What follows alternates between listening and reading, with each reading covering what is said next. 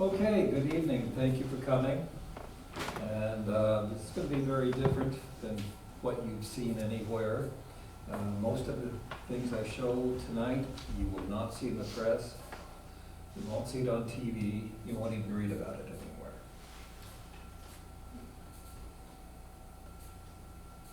And okay, global weather oscillations and global weather cycles. That's my company. We specialize in climate pulse technology. And I'm a former meteorologist at NOAA, National Weather Service, United States Air Force, currently senior researcher and climatologist of global weather. 50 years of experience in meteorology. I don't know how, I'm only 30 years old. And I'm a working partner with the International Hurricane Protection Association. And 37 years of research on climate. And I've developed what I call climate pulse technology that's used for forecasting various climate and weather events. It's a subset of the Milankovitch cycles, which are proven cycles, and we'll go over that a little bit. And it's really electromagnetic interactions between the Earth, Moon, Sun that causes climate changes, weather cycles, all kinds of cycles. We specialize in hurricane landfall predictions. I have 11 hurricane zones for the United States. We put out our hurricane forecasts in February 1st or so, and the very last slides I'll go over just a little tiny bit on what we do on hurricanes. We are the leading hurricane predictor company in the United States, the most accurate, using the natural cycles. And we do an El Nino forecast. I don't know if you know what the El Nino is, but we go out 2 years in advance of that. Climate change, and author of the ebook, Natural Climate Pulse, available on the website. And I have about 6 videos on YouTube. So tonight, what we're going to do is take a walk through climate change. We need to understand the past to know what's happening today and know what's happening in the future. That's what it's all about. Now, it is true that summers have become much hotter. We've had some very hot summers. And it does foster thoughts of runaway global warming. And that's the proof of global warming right here. 1860, that was the underwear. Progressively small, and that's today. So that's the proof. Hold that picture, hold that picture. Yeah. Okay.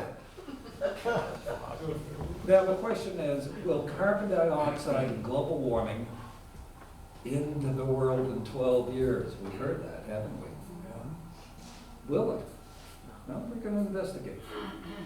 What we're going to look at is carbon dioxide, really dig into it, and climate cycles. So it's really, what we're going to be talking about is the Earth's natural climate pulse. Now, as human beings, we need a good night's sleep, or else we just don't function very well. We have a very difficult time. Well, the Earth also requires a good night's sleep, often not, or else it does not function very well. On climate pulse technology, it's interactions between the Earth, Moon, Sun, and we're going to be talking about the Milankovitch cycles. Proven cycles, you can Google it. And this is essentially what it is. In the cycles, we have the sun in the middle, the Earth, and an elliptical path around the sun.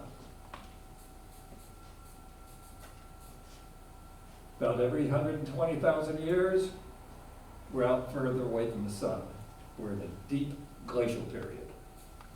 And then we swing in closer and we're into what we call an interglacial period, warm period. That's what we're in right now. And we hit the peak of that 8,000 years ago.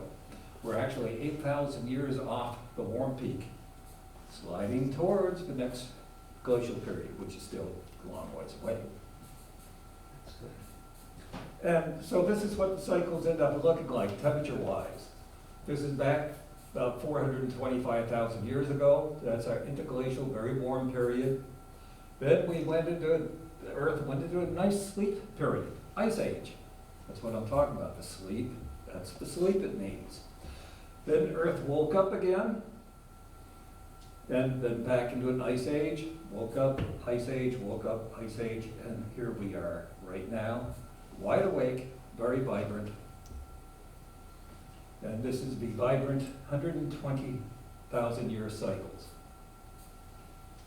Now, also as humans, sometimes we're a little tired. We need an afternoon nap. Just doze off a little bit. Yes, there. And then we feel better. Well, the Earth is the same way. It needs a nap during these 120,000 year cycles. What comes into play on the nap is the moon. You can see it also has an elliptical path, but it's around the Earth.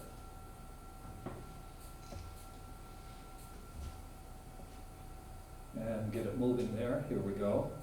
So it comes around the Earth, swings in close to the Earth, swings out. That's the apogee, furthest distance from the Earth, the lesser gravitational tug on the Earth.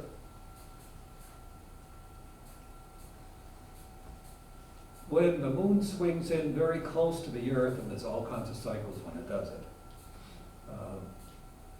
this is what we call a perigee. This is when the full moon or new moon, they both have the same amount of power, the full moon and new moon. When it's in close to perigee, the gravitational pull increases by 30 to 40%. That's quite a bit, 30 to 40%. Then if you get the sun in there, if you get the sun, moon, and Earth in alignment with the moon at its closest approach, then we have a perigee syzygy. Gravitational pull is increased by 44 to 47%. That's why sometimes you hear about coastal flooding when you don't even have a storm. It's the moon. That's how powerful this is.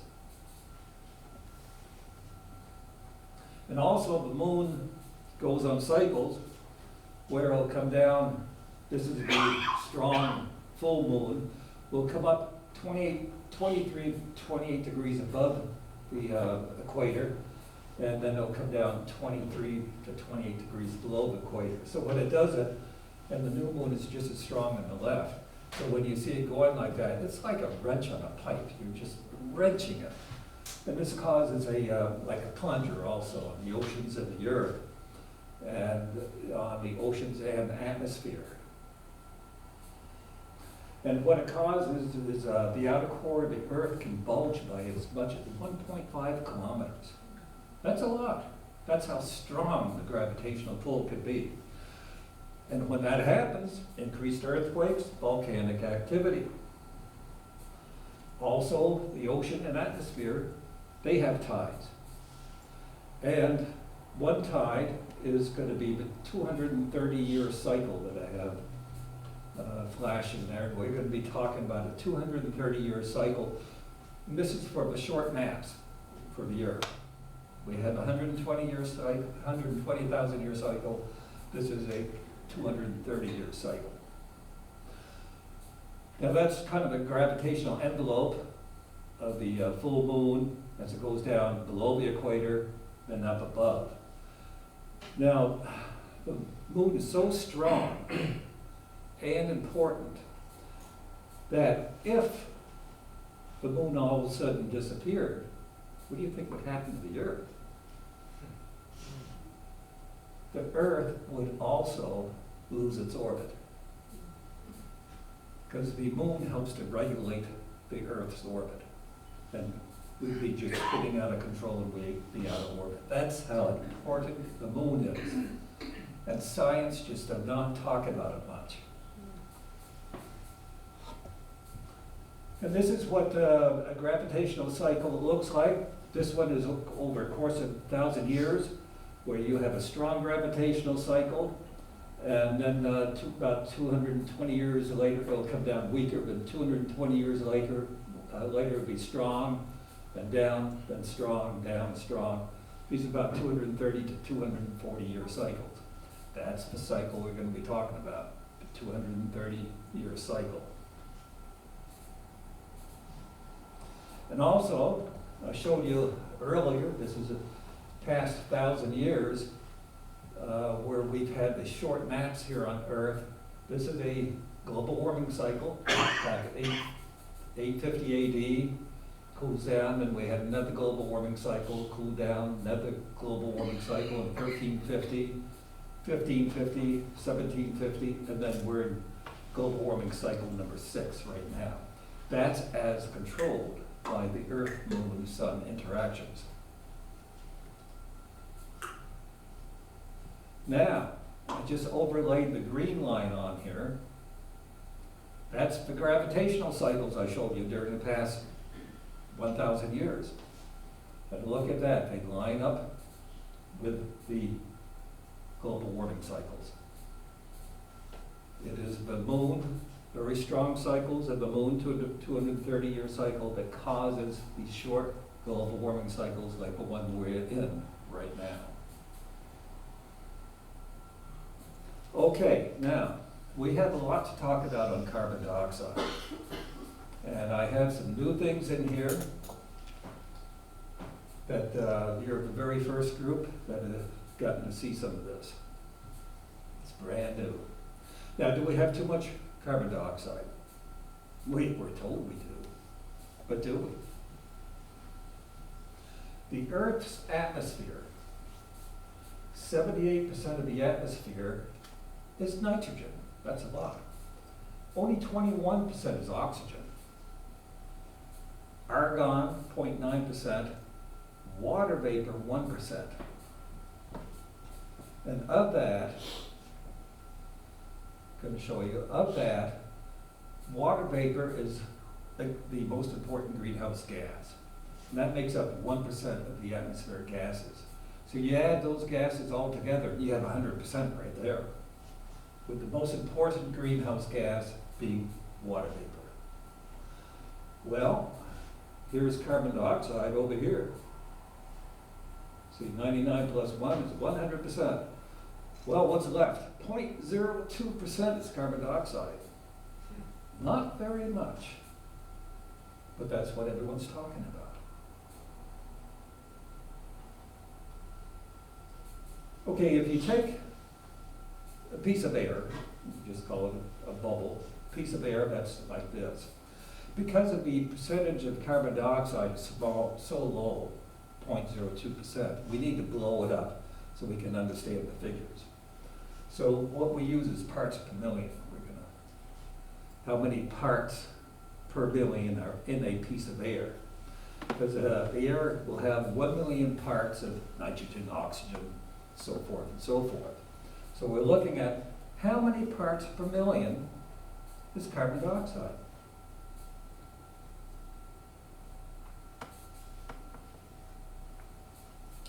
Okay, greenhouse gas, for example.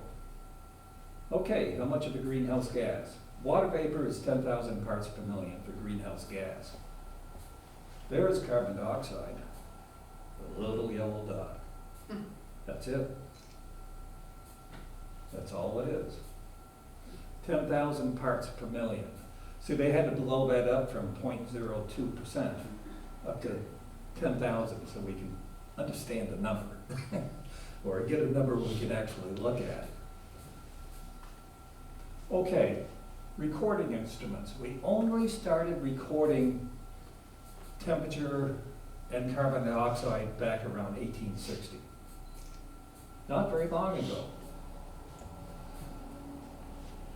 So how did we get readings during the past 500,000 years? over the past 1,000 years. No instruments, so how was it done? Well, approximate readings, not very precise, but approximate.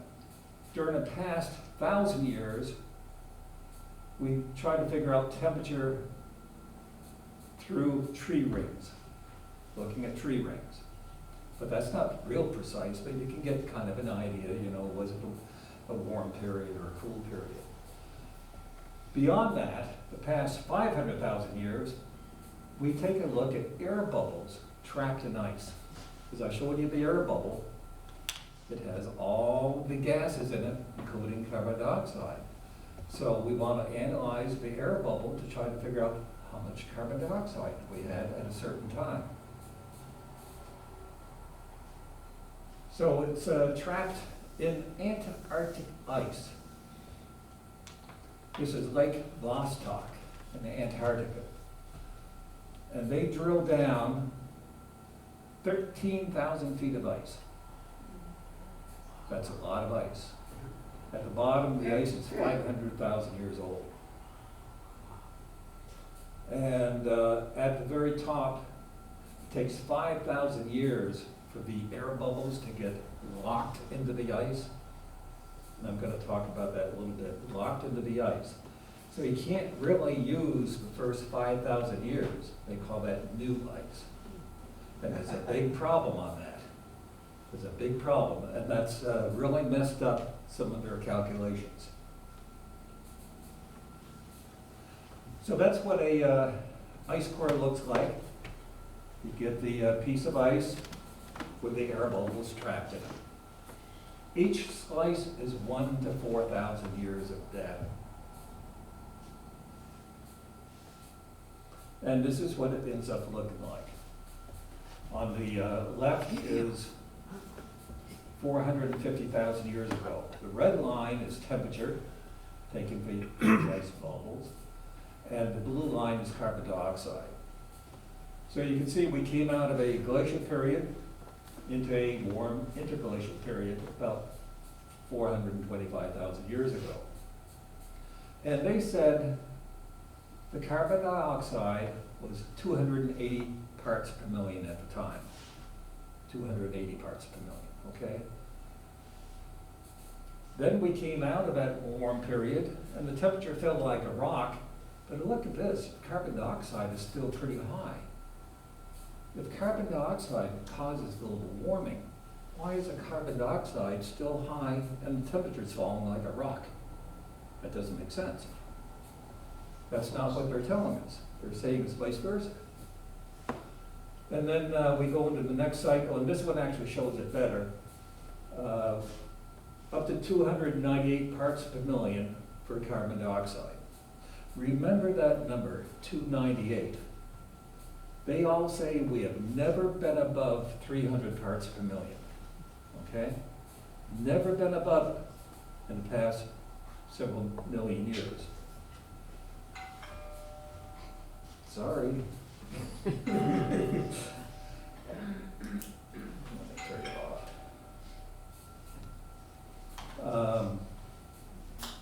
I paid my car warranty today anyway. They found you. So anyway, we were, just remember that, 298. We've never been above 300 parts per million. Well, we're going to show you something different. And watch as we come out of that warm interglacial period. Look how high the carbon dioxide is. This is back about 320,000 years ago. Look how high that carbon dioxide is, and the temperature is falling like a rock. That destroys the whole theory about carbon dioxide causing global warming. So anyway, we keep going on. I'm going to scoot through that. And here we are today. About 11,000 years ago, we came out of the Ice Age, and here we are today. They say we're up to 412 parts per million, and we've never been above 300 parts per million before. So they're saying, man, we're really killing the planet on fossil fuel. Well, hold on a minute. Let's analyze this. are the CO2 values in the ice core samples accurate? Or are they just approximate values? The biggest problem, or one of the big problems on the ice core sample, is that it covers a period of 1 to 4,000 years. That's a long period of time. It's not like an instrument taking today's reading. During one to, say, a 4,000 year period, you have 20 global warming cycles, and you have 20 global cooling cycles. So you're going to have ups and downs on the carbon dioxide and temperatures. And then they take a mean, an average. They average the values over this 3 to 4,000 year period, an average. So what does a mean value mean over a period of time?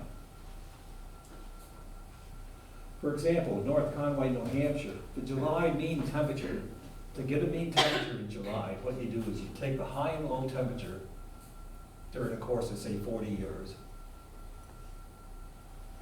and you average it, and that's your mean. So the mean temperature is 67 degrees in July here. Does that mean you've never been above 67 degrees? That's what they're telling us on the ice cores. Has it never been warmer than 67 degrees in July? Well, the average high temperature is 81. That is 20% higher than the mean temperature. Now, wouldn't you think this would be the same in the ice cores when you're taking an average or a mean over 4,000 years? So what we're going to do is on the ice core sample, we're going to make a little correction here. The average error, 20% I said on the mean. So ice core sample, remember that 297 parts I told you about? They said we've never been above it. Well, add 20%, that's 50 parts per billion, you come up to 347. Because anytime you take a mean, you have your curve there. You take the mean and you squash that curve. That's what you do. And you're disregarding 50 parts per million. And they don't tell us about that.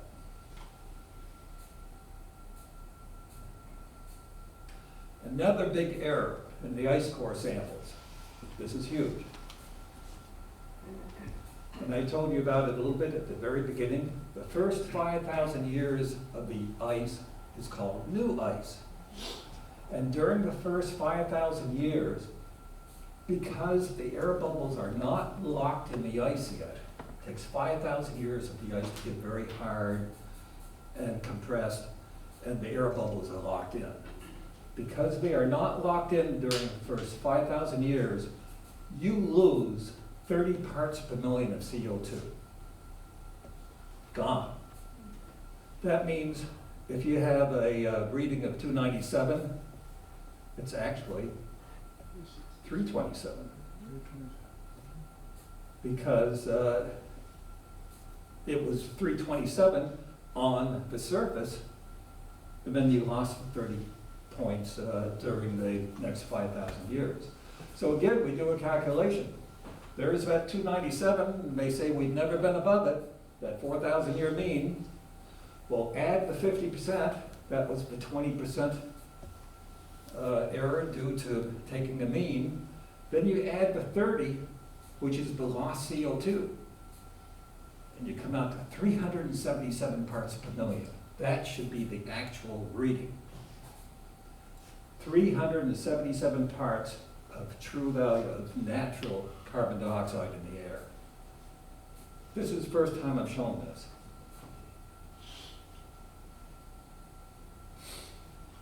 So can the corrected values I'm showing you be proven?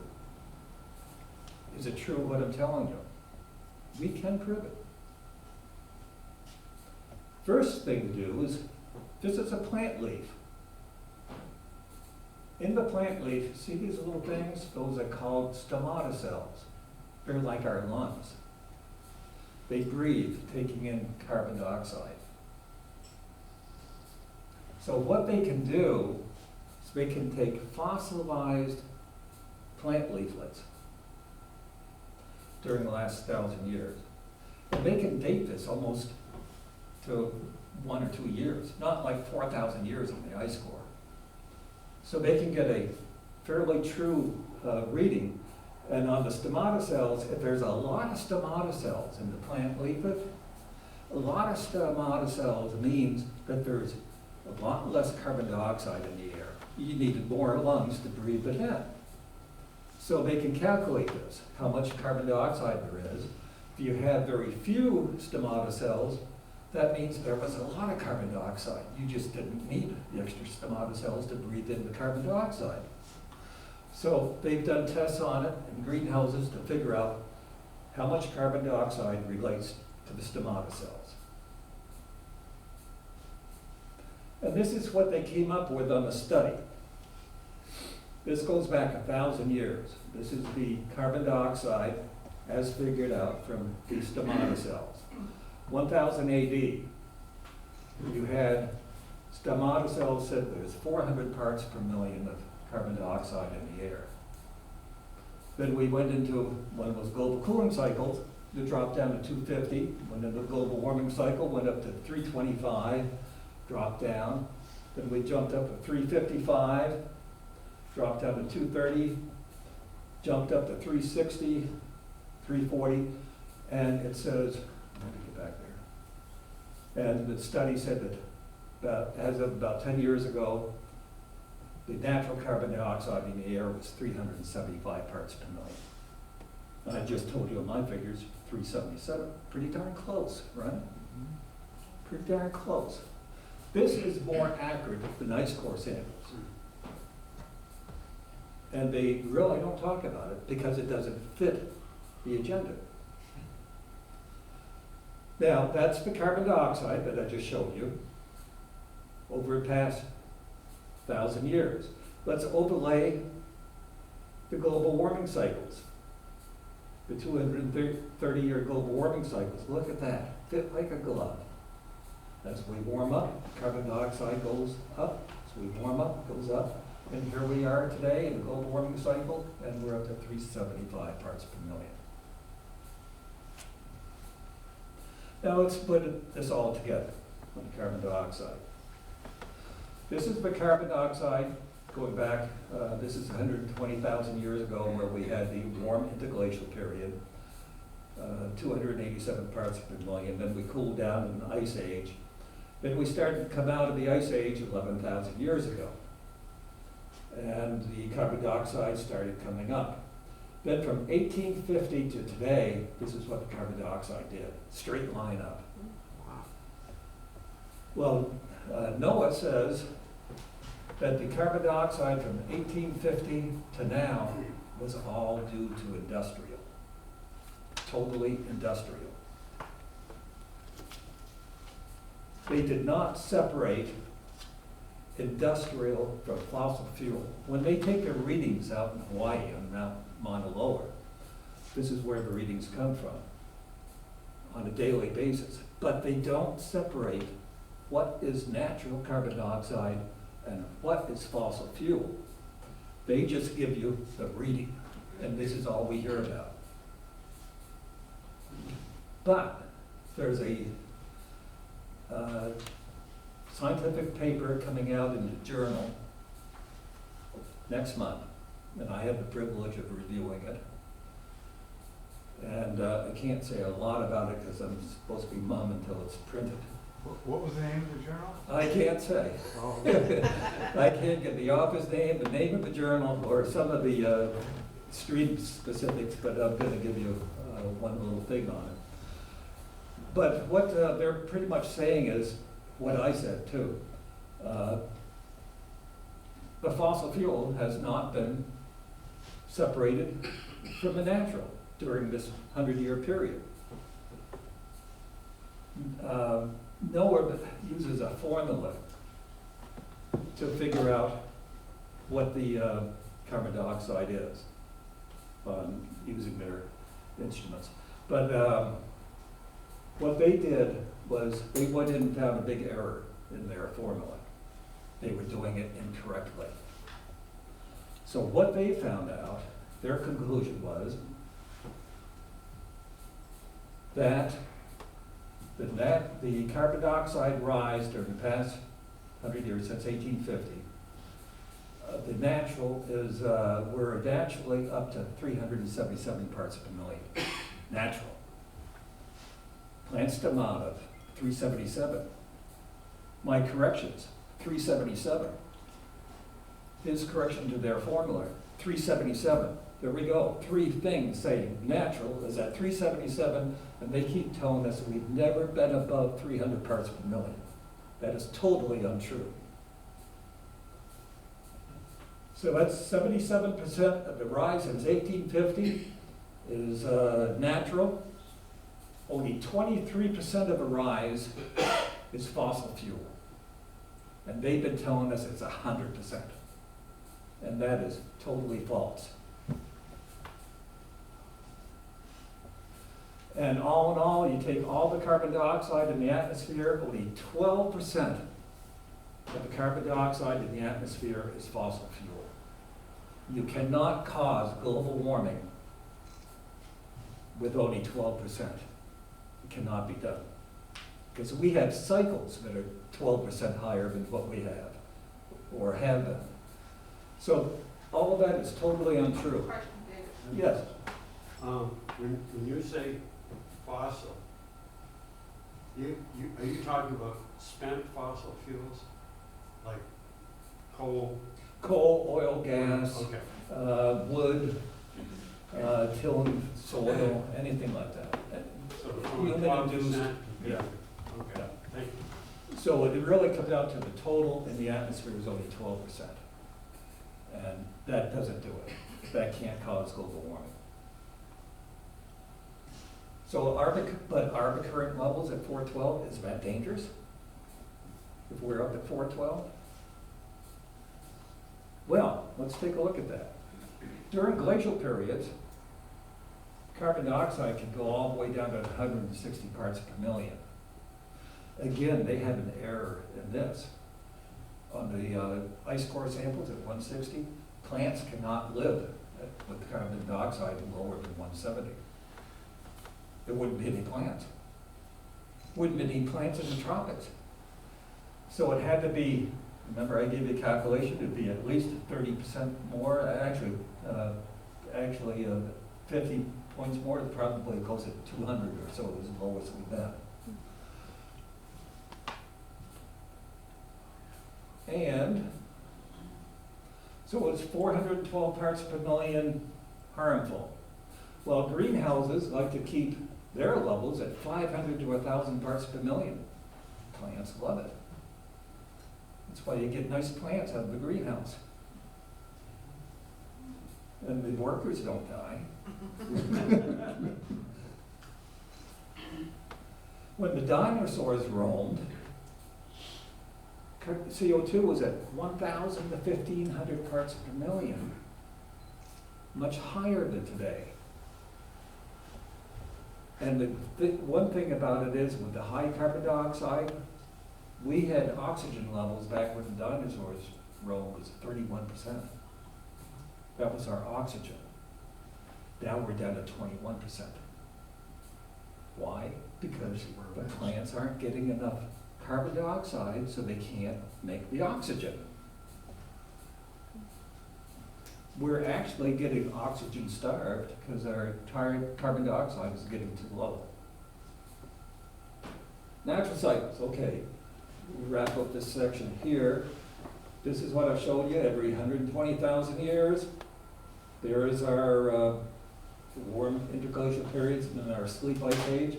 And I corrected the values here. The carbon dioxide is up to 350, 358, 350, 350, and 370. That's the natural. Much higher than their under 300. During the past 1,200, well, this is 1,200 year cycle. We came out of an ice age back here about 11 to 15,000 years ago. This is the temperature 7,000 years ago. Very, very warm. We had 50% less ice in the Arctic than we do today, 7,000 years ago. Have you heard that one? Oh, you haven't. They're not going to tell you. Then it cooled down, warmed up, cooled up, and here we are today. We've been cooling down for 7,000 years.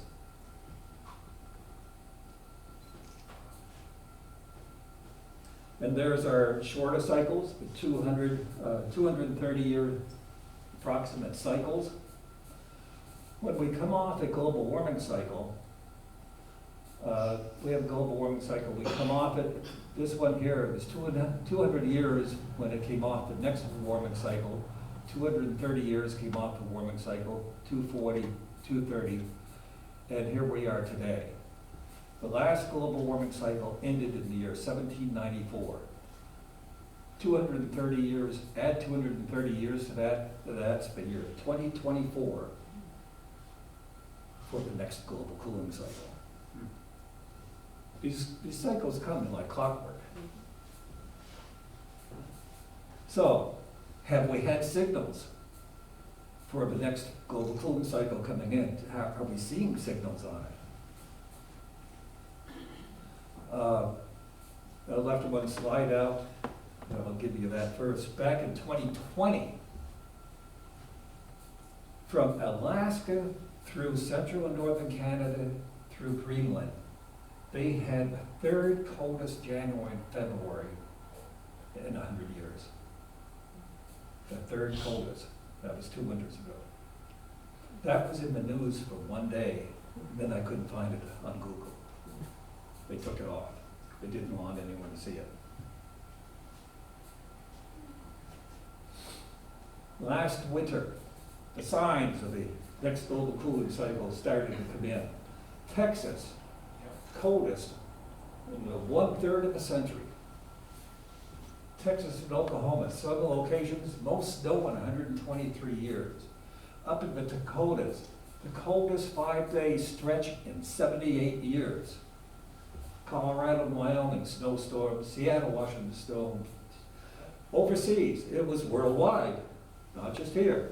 Japan, intense snowfall, killing 13 people. Spain, record snowfall in the streets. Greece, snow reaching all the way down to Athens, Greece. India, some areas experienced one of the harshest winters in recent memory.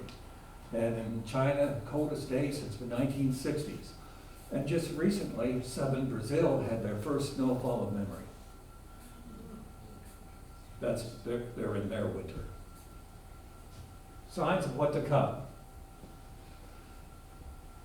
Now, when Noah figures out, we keep hearing, okay, warmest July on record. What they do is they take the temperatures around the world, and they also use sea temperatures. These are the yellow, orange, and red is above normal. Red would be way above normal, ocean water temperatures. This is 2 years ago. You can see the oceans were extremely warm. The oceans cover 71% of the earth. So Noah said, well, warmest year on record. Well, that's because 71% of the land of the earth was the ocean, very warm oceans. Not particularly the land areas, the oceans. And that continued in the year 2020. You can see the oceans way above normal. Now what do we see? See a difference in the oceans? The blue is colder than normal. But they just said August was the warmest August on record. How did they do that with 71% of the ocean, with probably 60% of the ocean running below normal? Makes you wonder. Now, let's go to the Arctic. What this is a track of the Arctic ice sea extent from January to December for the last 6 years. And let me blow it up here. What it shows is this light blue, green line. That means it had the least amount of ice. That was back in 2020, didn't have much ice. Right now, currently, this red line, that shows the most Arctic ice extent in over 6 years. Most what? The most Arctic ice in over 6 years. right now. You keep saying it's receding though. It's not. We have the most in over 6 years. And I showed you the oceans where they're cooling down. So, we're back to the slide here, proof of global warming. You saw that one. Well, what's the proof of global cooling? We're gonna put those long underwears back on. So, global warming will not end the world in 12 years. Amen. But we are gonna have unexpected climate change disasters. Global warming, cycle number 6. It took 20 years for us to get to the peak of the global warming cycle this year, from the year 2000 up to 2020. Well, it's going to take about 10 years for us to cool down as we start to go into it. So we'll be trending down the next 10 years and reaching the most dangerous cold temperatures in the 2030s to 2050s. And this is the global warming cycles, the 6 of them going back 1,100 years. The big yellow circle is when you come into a global cooling cycle, most of the time you have a historical, strong volcano. I mean, really big historical, which causes a year of no summer. The last one was in 1815, right here, 1815. And I'm expecting somewhere in the 2030s we'll have our next one. So what happened in 1815? Well, like I said, we're gonna have, volcanoes are gonna cause a year of no summer. Let me get to 1815, year of no summer in 1816. Again, between 2030 and 2040. In 1816 and 1817, killing frost all the way from Maine to Maryland every month of the summer. Yellow snow in Europe, that was from the volcano down in the Philippines in the southern hemisphere. Made it all the way up. Potato and rice crop failures all through Europe and northern China for rice. And that really brought on the next 30 years, a third of Europe perished through famine, disease, and civil unrest. Now back then, we had 1 billion people to feed. If we have a year of no summer now, we have 7 billion people. If we have a disruption in our food supply, a major one, are we going to lose 1/3 of the population of Earth through a civil unrest? Okay, the very last segment, just a couple of slides. This is one thing we do on hurricane landfall cycles using our natural climate pulse, where we do the advanced warning hurricane landfall locations. About 95% accurate the past couple of years. And we're the only organization that uses climate pulse technology. Government agencies, universities, they use mainstream meteorology. They don't like natural cycles. So we're the only ones doing it. And we put our forecast out 6 months in advance. And this is one thing on natural cycles here. This is the United States hurricane landfalls going back to this is between 1875 to 1905. We had a big uptick in hurricane landfalls during that period. Then in 1928 to 1959, there's the uptick in hurricane landfalls for the United States. It quieted down for 70 years, then we got into intense hurricane landfalls again, quieted down for 70 years, and this is where we are now. In 2015, it was very quiet, and when I was doing my webinars and conferences for our hurricane forecast, I was showing the people a slide, and I told them, the next several years, we're gonna have so many hurricane landfalls, because we're going into this cycle. They're gonna be up the kazoo, just gonna be so many of them. And I was the only one in the country that knew this. No one else was talking about it. some of the leading forecasters were saying we're going into a quiet hurricane cycle. They were totally backwards on it because they don't use natural cycles. And it is all tied into, really, the red I just put on here is the Atlantic Basin water temperatures. They warmed up with that cycle, warmed up, and 70 years later, we're warmed up into that very warm Atlantic Ocean waters. That's why we're having so many hurricanes. We have 11 prediction zones for the United States. Back in 2021, which is this year, well, that should have been, let's see, that should be 2020. Last year, 2020, I predicted hot spots, the red circles, that's where I said the hot spots would be for hurricanes. The red dots are hurricanes that hit, right? The red spots. That's using our climate pulse technology. Jeez, those are active. And, okay, there it is, last year. I don't know why I'm saying 2020, 2021 on there. That's actually 2020. And then I said, for this year, those hot spots are gonna move around for this year. And I hope I have that graphic on here. I do. That's my hot spots that I predicted for this year. And so far, New England got a near hurricane up in the hot spot. Remember that about a month ago? 3 tropical storms, one was just a couple miles per hour under hurricane strength, was right on that hot spot near the Florida Panhandle. Category 4 hurricane right on the left side of the hot spot in Louisiana.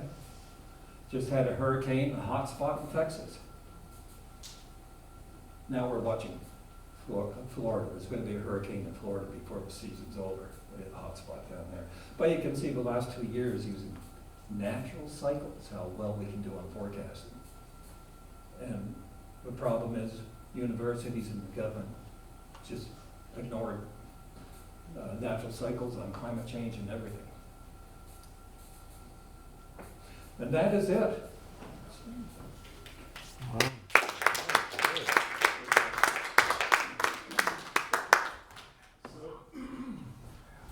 Sorry. Thank you, Professor. You're welcome. That was fascinating to hear, and I'm sure everybody here has 2 questions at least. We've got cookies downstairs and coffee, so I'm inviting you guys to come downstairs and you can ask David anything you want and take as long as he'll stay here to answer your questions. I just want to make sure that we create a space so if people need to go home, they don't feel awkward that they're interrupting. So let me just close in prayer and then invite you all to come downstairs, and we'll have cookies and coffee, and you can ask Professor any question you want. Father, thank you for your insights. Thank you for David and his expertise in weather.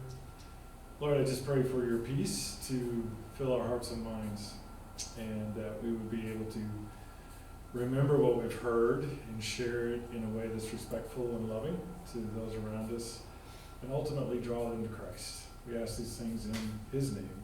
Amen. Amen. So please go on downstairs. There's fresh cookies, homemade stuff. I had a question. I want to ask you if those shields.